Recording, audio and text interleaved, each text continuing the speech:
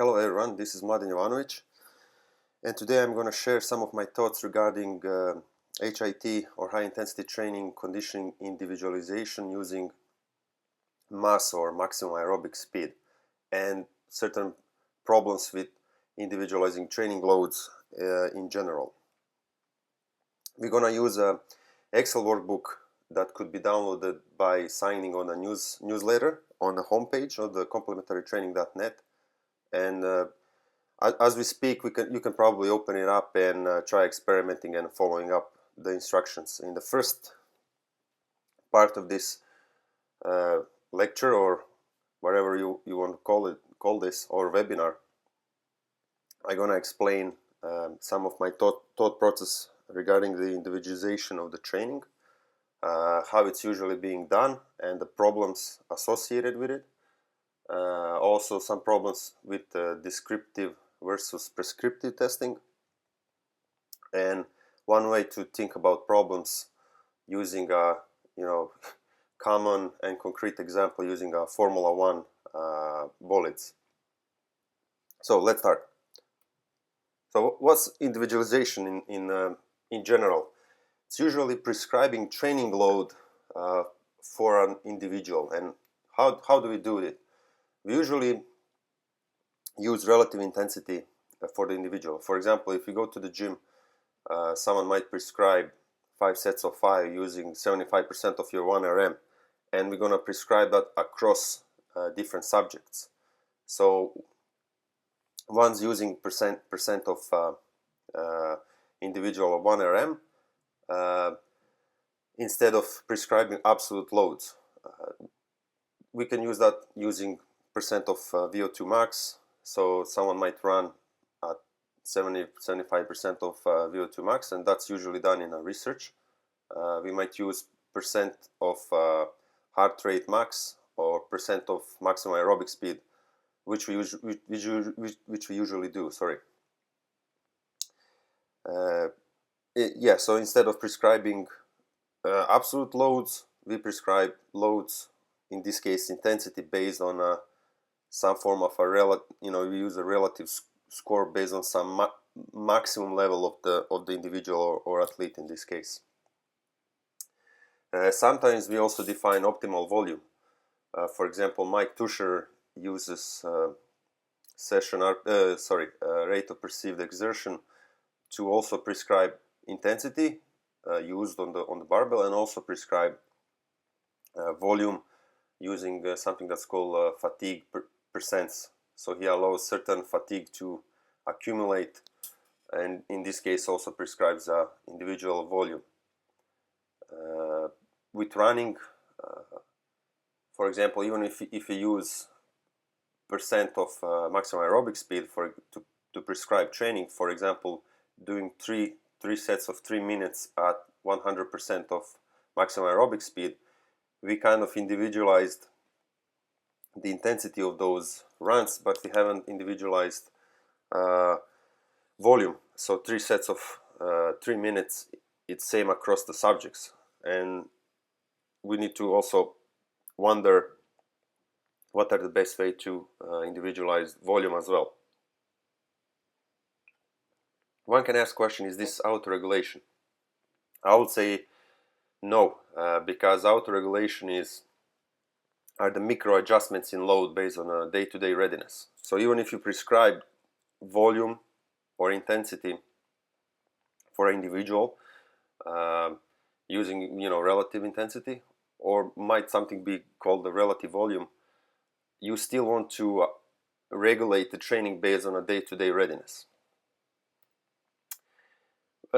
This approach is not without problems. So for example, even if I prescribe intensity based on using relative intensity, so using percentage of one's maximum performance, there's problems with it, because we are just prescribing intensity and we have no clue how the individual will respond to that relativized or individualized load.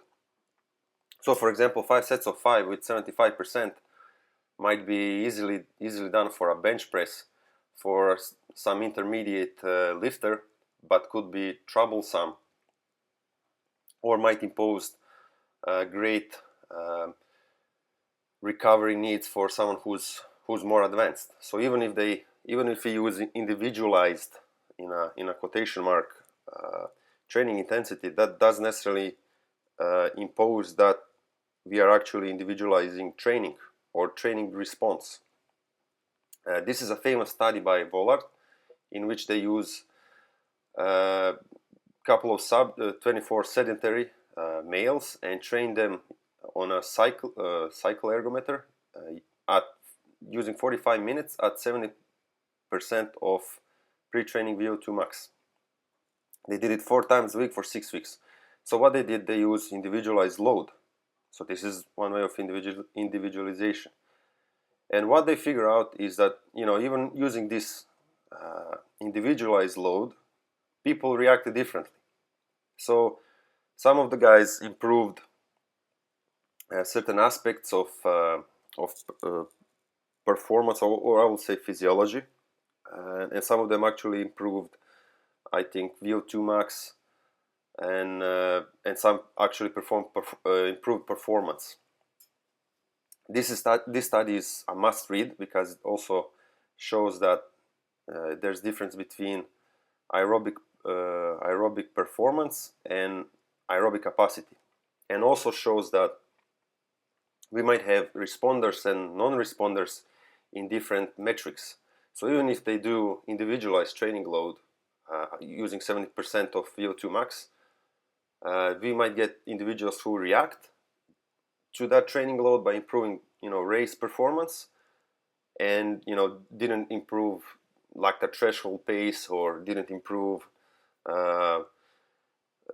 levels of lactates, and vice versa. So we can have responders and non-responders in different metrics that might be related to actual performance or not. And this is also interesting because usually we judge effects of a training by improvement in VO2 max, especially in research. So that doesn't necessarily need to mean that actual race performance is improving. Another interesting study, in this case using rugby players in strength training, is the study by Bevan and Cook and Gill. Sorry about this. My throat gets dry. I need to drink some water. Luckily, it's not beer. So they also prescribe individualized loads, in this case 3 sets of 5, or what they did in this study is to prescribe, if I read this correctly, they prescribed 3 types of training load.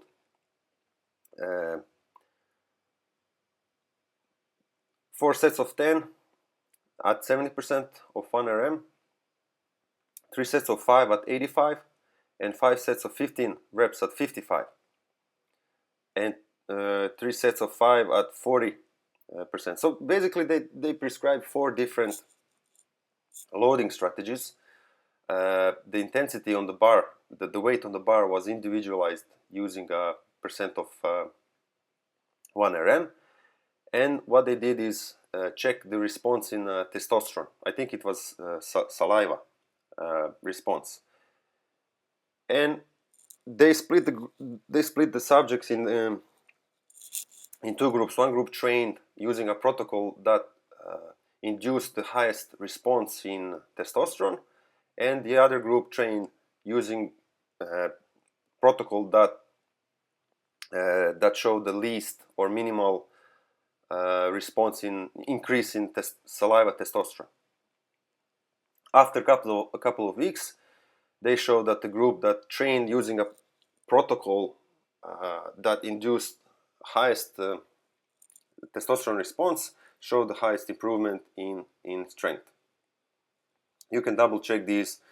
I read this study a couple of years ago, and the point is that even if you use percentiles or percent-based training, doesn't necessarily mean you are individualizing training, and it doesn't necessarily mean that you're doing the best training for an individual.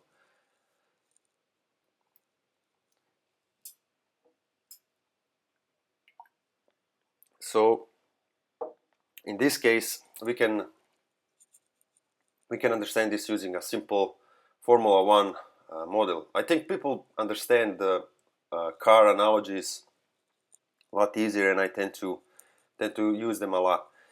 So imagine we had two Formula One bullets. Car number one, red. Car number two, blue. The red car had a high engine power. It has some troubles with steering and has bad brakes for the level of engine power. Car number two has medium engine power, has great steering characteristics, and has great brakes. So it behaves really good in the curves. Car number one is awesome on a straight part of the track, but in the curves he needs to slow, and it takes time to slow down because he has bad brakes, and the driver needs to be more cautious. So he's a bit slow on the curves, but catch up on the straight parts of the track. We put them on one racetrack and we get same score. So in this case, it took 1 minute 50 seconds and the number of the devil 666 to go through one lap of this track. And basically we have two different cars having same performance. Going back to this, so it's pretty similar. We do that in training. So we use testing performance to individualize cars. As you can see, we have two different cars, so this might be two different athletes having the same performance outcome. The question is, should they train? How should they train? Should they train differently? So instead of thinking about and using performance, we need to think about limiters. So in the case of a red car, the limiters are bad brakes and steering. And in the case of a blue car, limiters are engine power. So instead of just prescribing these formulas to repeat going around the track for 75% of racetrack, we need to prescribe more individualized loads, or not only loads, but training objectives, different training objectives that hits those limiters. It's important to keep in mind that limiters are context dependent. So different track can impose different limiters on different cars. So again, limiters are not in vacuum. So you need to take context into account to identify the limiters. We tend to think like in vacuum when it comes to running based performance in a team games, for example soccer, and we have sometimes we judge the performance of the team based on kilometers run or number of meters in a high intensity running. But using the same car analogy, think about this. So you take this Formula One car, might be red one, you take it home, even if they let you take it home, and you decide to go to work with that car. So you came home about late, around 1 a.m. in the morning, and you decide, okay, let's see how much time it takes for me to go to work. So, because there's no traffic, it takes 10 minutes for you to go to work and back. So next morning you woke up, dress up, and decide to go to work around 7 in the morning with 4 or 5 hours of sleep. But this time it takes 30 minutes because there's traffic jam. And the point is that even if you using the same formula, same characteristics in different scenario might yield different performance results. So, taking soccer for an example, if you move central defender, who usually run the least in the game, and you move it to a fullback, he will definitely run more in a game. That doesn't necessarily so running performance in a game doesn't necessarily tell you anything about the formula, or in this case athlete. So it's questionable how much you can use those data to judge the level of preparedness of the athlete. So basically you need to take that guy to a racetrack and see how is he behaving in different situations by imposing certain constraints on context. For example, in a Formula 1 and 2, we might test, in quotation marks, these two cars, on a straight line, and you can see the Formula 1 has a higher acceleration and can reach higher velocity on a straight line, but basically sucks in a curves, and vice versa for car number 2. So even if they have same performance on a racetrack, they have different characteristics and they behave differently in the tests where you kind of control for you hold the constraints stable, and you change the constraints. So same thing, as I said, driving a Formula in the city during a traffic jam and driving into the 3 in the morning. So we need to think more about limiters that are context dependent, and we also need to have a seek and destroy mentality. So it's a continuous process. We need to try to find new limiters. Once we improve them, new limiters emerge as you fix others. For example, if we improve the power of the engine in the blue Formula, we might also improve on work on the tires, braking system, and steering, because we have new level of power, and we need to kind of coordinate different components of the formula, so we kind of optimize it for a given track. Sometimes when we know the track has more straight parts, we might ramp up the engine power, maybe remove some stuff, so we have the best performance in that race type of track. And in the different tracks we might use different tires. Maybe it's slippery, so we need to use different tires. Maybe change some aerodynamics of the formula, so we have better grip and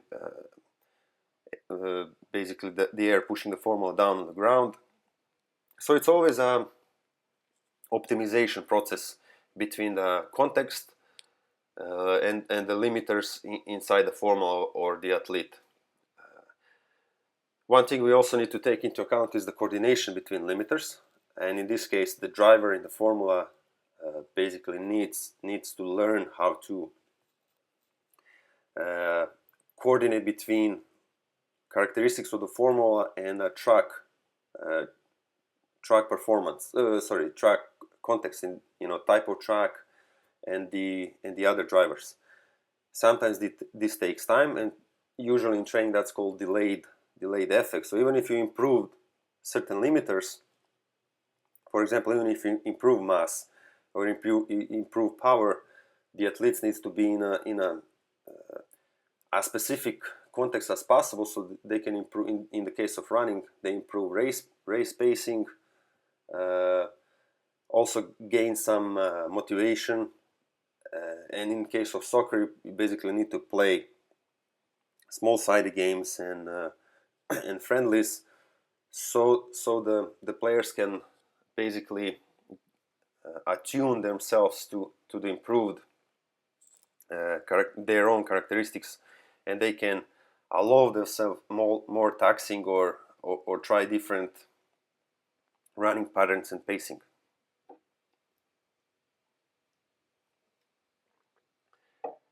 And this comes also back to descriptive versus prescriptive testing.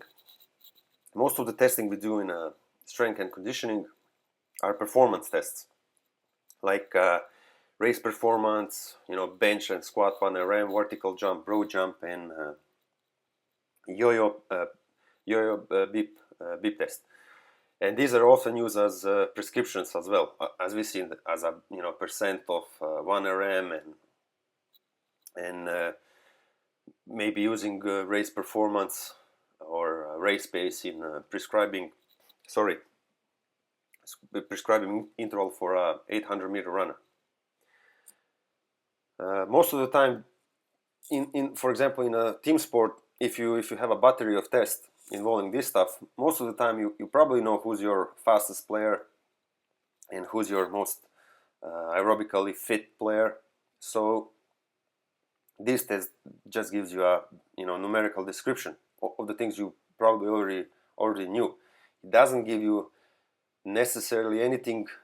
It doesn't necessarily put anything new on the table, so you can use. It doesn't give you new insight that you haven't already known, and it doesn't give you anything new actionable.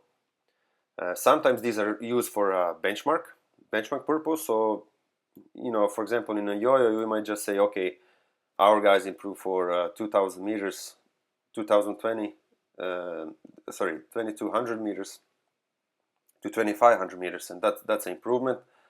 And it also might be used in return to play protocols after injury. So you might say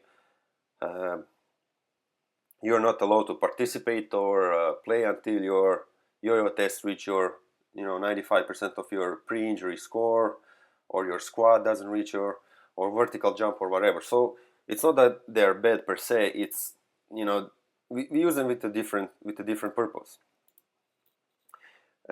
You can look at this as outcome versus process. So that's in system theory. That's called system degeneracy. So you can have different system can have same performance, same outcome, but they might use different process. As we have seen with the two formulas, they have same race performance, but they use totally different strategies, and because they have different characteristics. So that's some form of system degeneracy.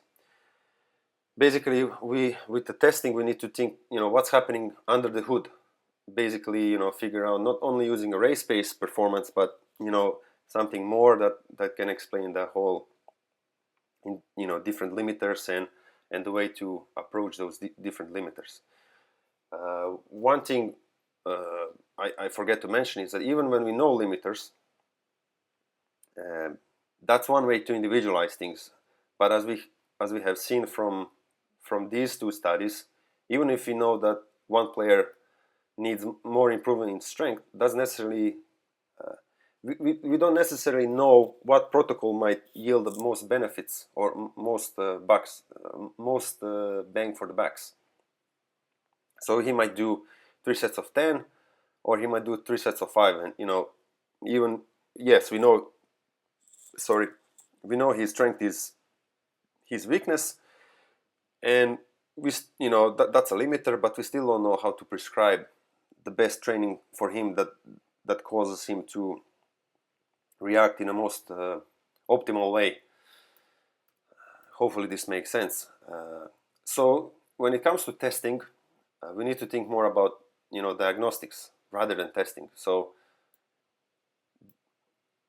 we need to have a different paradigm where those tests give us some new actionable information we can use to design training, not only describe and use it as a benchmark.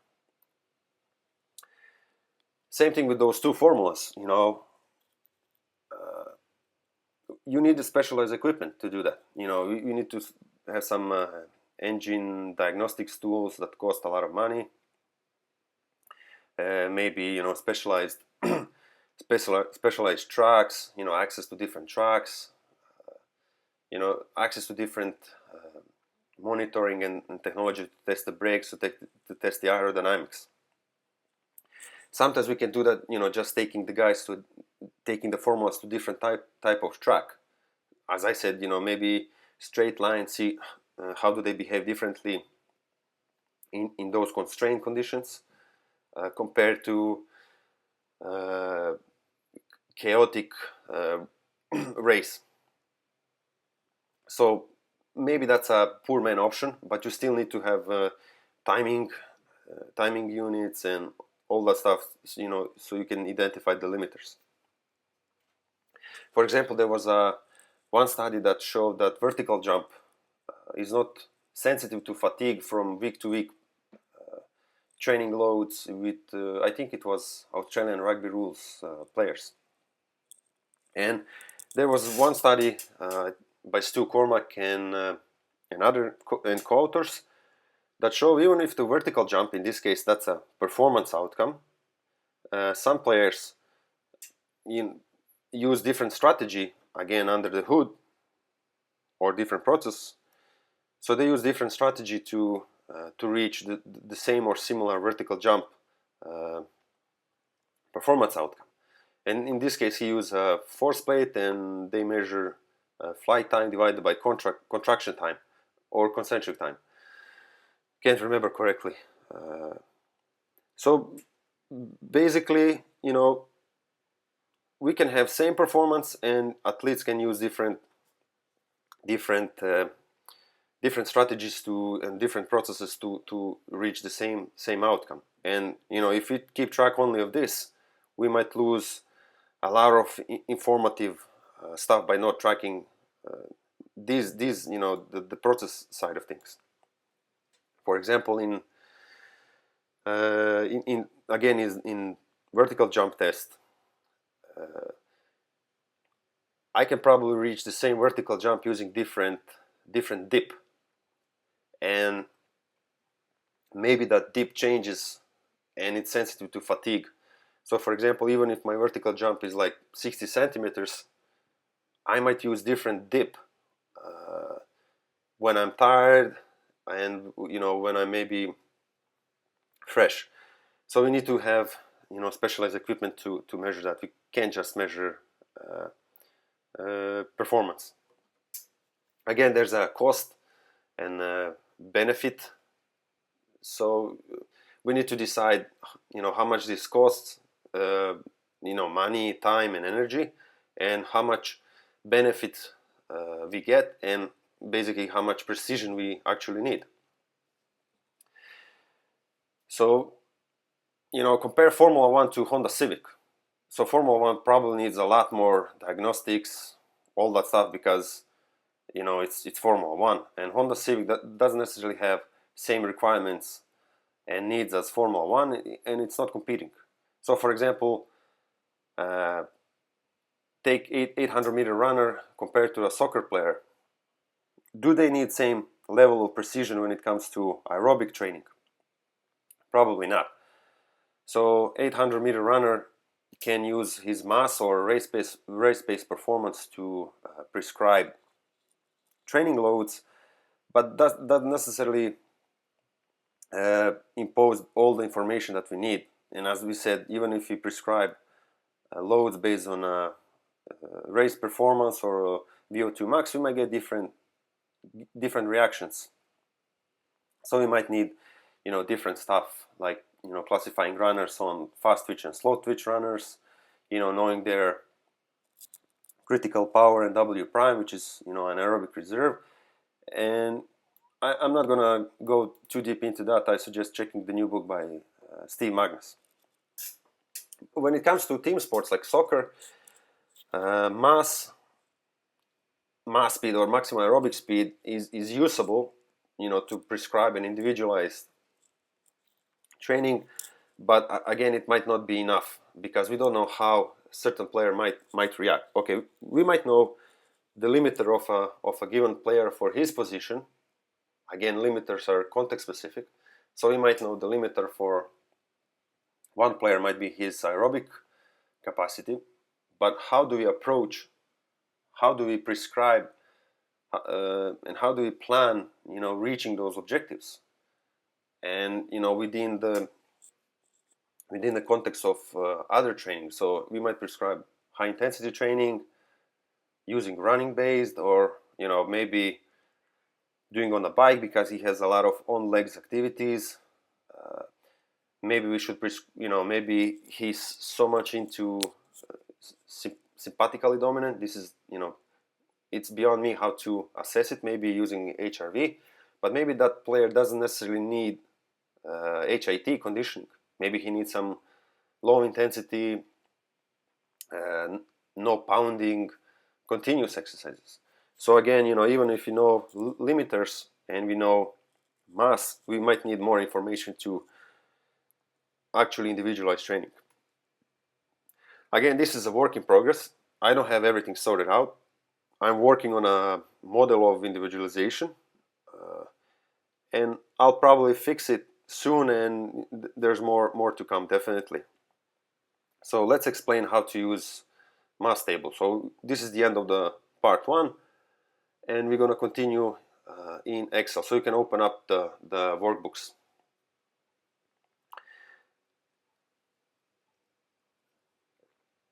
So this is a workbook you can get by signing on a newsletter. We have 3 tabs. This is just simple collection of different HIT drills and different types. Some of them actually continuous or continuous training. The type, we have continuous, we have long HIT. I think that's for intervals longer than 1 minute. We have short HIT, and we have sprint interval training and repeat sprint training. We have energy system being hit. This is a example of a work interval, recovery interval, and work to recovery ratio. And this is a typical format. So this is just example of what can be done using a mass table. Zone tab explain basically an aerobic continuum.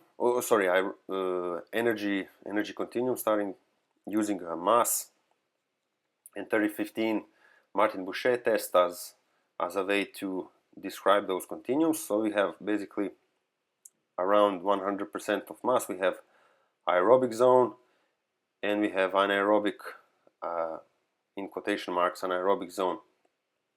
We can also use anaerobic reserve number 1. That's the difference between maximum sprinting speed and mass level, and anaerobic reserve number 2. That's the zone between 30-15 score and maximum sprinting speed. So this is your 100%.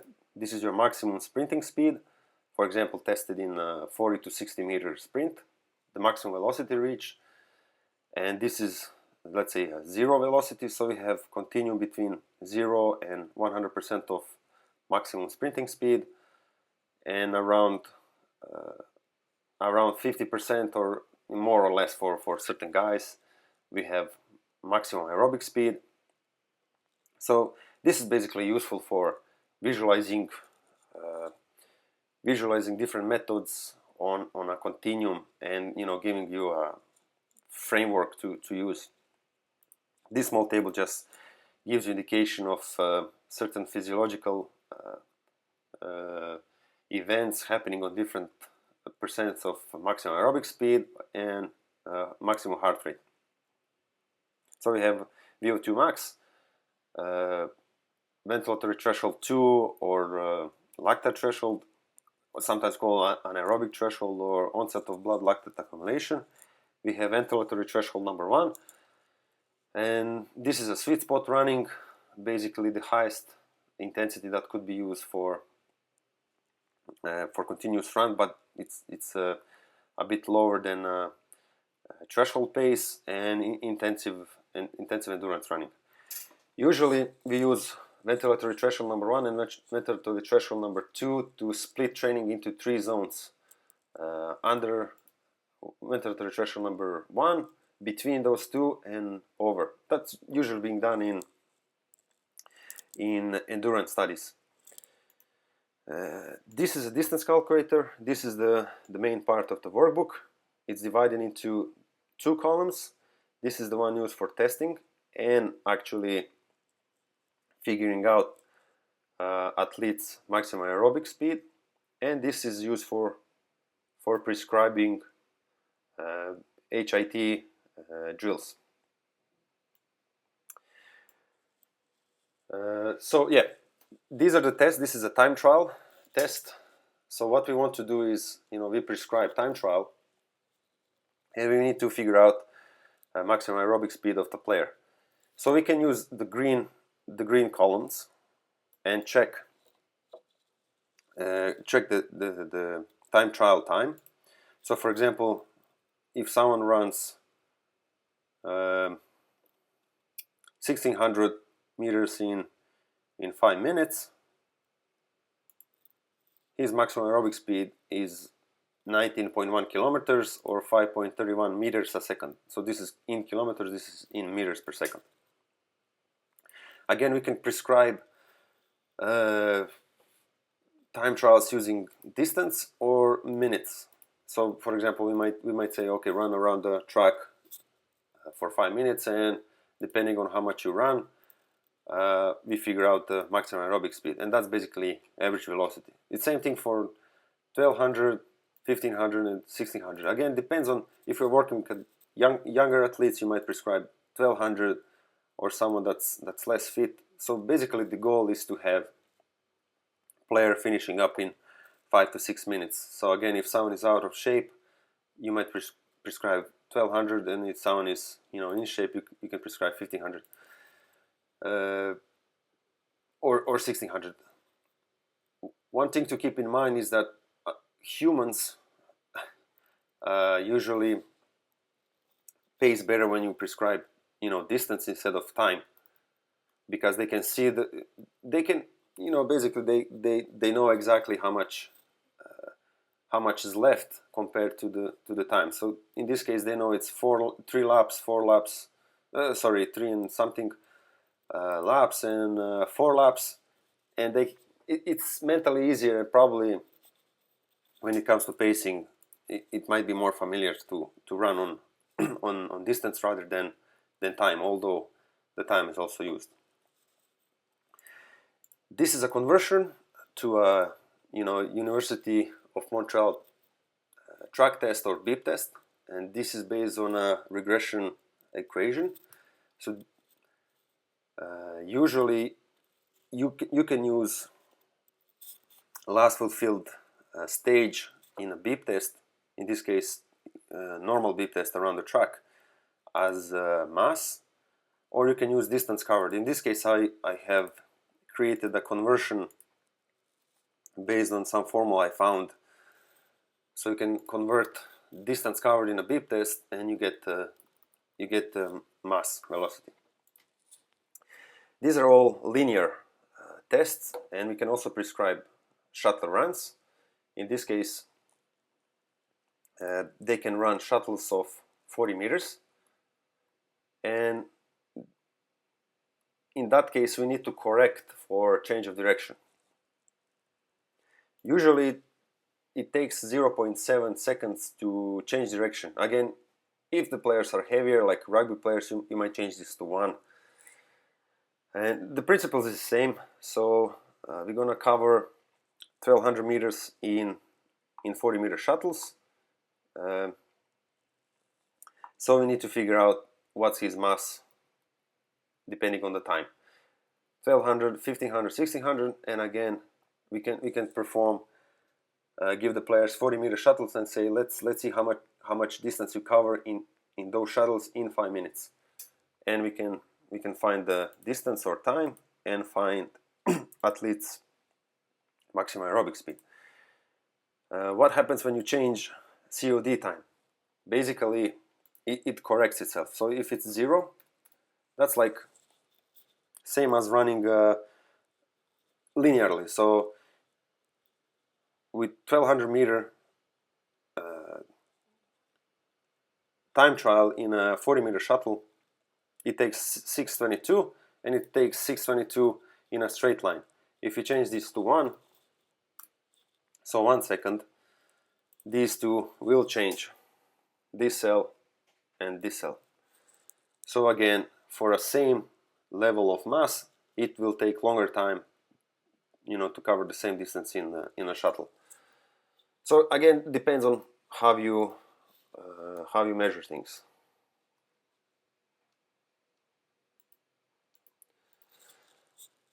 Once you know the mass of the player, maximum aerobic speed, you can proceed and prescribe training. So again, if we prescribe intervals at 90%, this table is useful to find the velocity. So basically, this is just 90% of his mass. If you come over here, usually you can freeze this pane. So when you slide over here, yeah, it does. So you can see this player, for example, someone has 15 kilometers an hour maximum aerobic speed, and he wants to do intervals at 90%. So he needs to run at 13.5 kilometers an hour. This is meters per second. This is minutes and seconds per kilometer, and this is meters per minute. So this is just different ways to express velocity. If he's doing running around the lap, we can set the lap distance, or if he is doing intervals on time, we can enter the duration of those intervals, and these two columns calculate the duration. So for example, if I have 400 meter track, I want to run at 90%. This automatically calculates for the guy has 15 kilometers an hour mass, so he needs to cover a lap in 1:46 to be running at 90% of his mass. In 30 seconds, he needs to cover 113 meters. So if you're training a group and you want to prescribe intervals at 90%, you can group them. So one group can run at 100 meter. So in 30 seconds they need to cover 100 meter. And another group might cover 110 meters, and so forth. So it's just a way to organize things. If I change this to 110, these numbers will change also. So you just find the athlete characteristic, in this case mass, and define what you want to prescribe. This calculates the time per lap, in this case 400 meter. You can change this to 300 or any meaningful number. For example, if you're prescribing by running around a familiar track, you can use the distance of that track to prescribe times for different players. This gray area is when you run in shuttles. So for example, if I run in a 40-meter shuttle, again I can change this. Same thing, I want to know how many shuttles I need to cover in 30 seconds. So this is just to show approximately how many shuttles one needs to cover when he runs in 40-meter shuttle and for 30 seconds. Again, we also have this factor which is COD time, or time it takes to change the direction, and that's used to correct the distance and time per amount of change of directions. So for example, if I'm running 40 meters shuttle in 30 seconds, depending on my mass level, I need to cover 127 meters. So if you're using GPS, you can use this, or if you're counting, you need to cover 3.18 shuttles. If you're using shuttle time, so you prescribe shuttles and shuttle distance and number of shuttles. Let me just check this. Yeah, this is number of change of directions within the shuttle. So this is a shuttle time, how much it takes per one shuttle to cover. So I think that's just time it takes to cover shuttle. It's similar to I think sorry. Yeah, it's time to cover 3 times 40. So if you're running 1 time 40, it's going to take 13 seconds. It's same as running 40 meters straight. So 40 meters, it's going to take 30 seconds for someone who has 10 kilometers an hour mass. And same thing for a shuttle. So basically you're prescribing, let's say 3 times 40. How much is going to take to cover 3 times 40, taking into account two changes of direction. This is usually 2 times.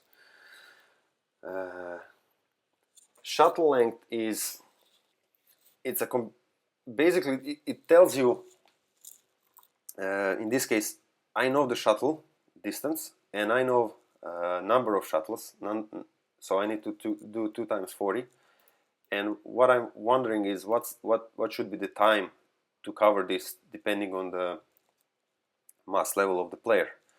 So for example, someone with 13, it's going to take 20 seconds, and someone with 15 is going to take 18 seconds.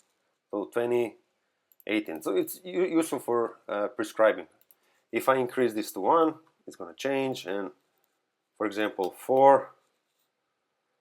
For example, if I have a muddy pitch, I can increase the 1 to 1, so I have some correction. It's gonna allow more time, because it's gonna take more time to change the direction. Hopefully this makes sense. In this case, I prescribe shuttle distance, so I know I need to do run for 30 seconds, and I'm wondering what should be the distance. And in this case,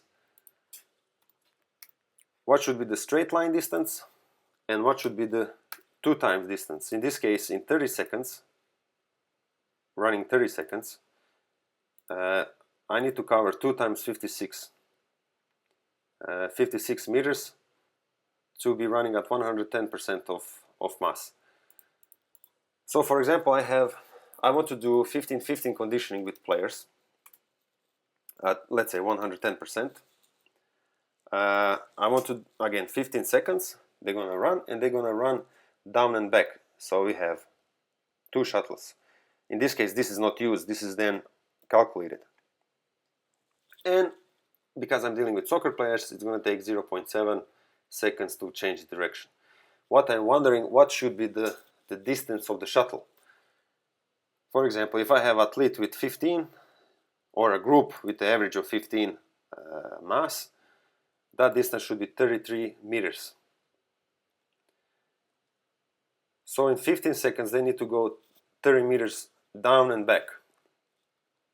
If I do 3 times, so down and back, and 1 more time forward, they need to cover 21 meters. In the case of running straight line, I change this to 1, and they need to run 69 meters. Let's change it back to 2. So in this case, I know the time, in this case 15 seconds, and I know the number of changes of direction, so number of shuttles. What I'm interested in calculating the distance. If you have a measuring wheel, you just take the wheel and measure. In this case, I have preset shuttles, so I use 40-meter shuttle, down and back. In this case, this is cross, we are not using the time anymore, and I'm wondering what should be the running time depending on the level of the mass. So again, faster players with more endurance will cover this in less time. So basically, over here you find out the athlete mass depending on time trials or beep test, or time trials using shuttles, and in this table you use those same mass to prescribe different intervals, either on a straight line or in a shuttles.